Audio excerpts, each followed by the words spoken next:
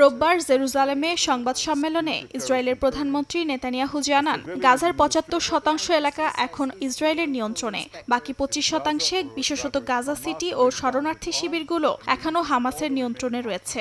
নতুন সামরিক পরিকল্পনায় এই অঞ্চলগুলোকে প্রধান লক্ষ্যবস্তু হিসেবে চিহ্নিত করা হয়েছে। তিনি বলেন, এসব এলাকা দখলে হামলা ছাড়া কোনো পথ নেই।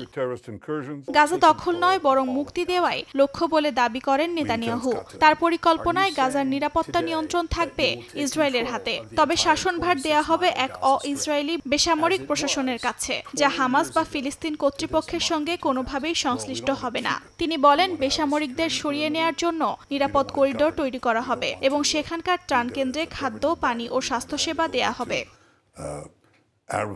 যুদ্ধ শেষের জন্য নেতানিয়াহু ৫টি শর্ত তুলে ধরেন: হামাসকে নিরস্ত্রীকরণ, সব জিম্মিকে মুক্তি, গাজার পূর্ণ নিরস্ত্রীকরণ, ইসরায়েলকে নিরাপত্তা নিয়ন্ত্রণের দায়িত্ব দেয়া এবং হামাস ও ফিলিস্তিন বহির্ভূত একটি নতুন প্রশাসন প্রতিষ্ঠা।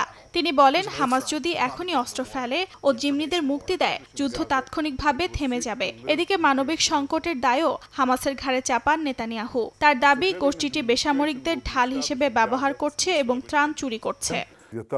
অর্জিতা শেহজিন, সময় সংবাদ।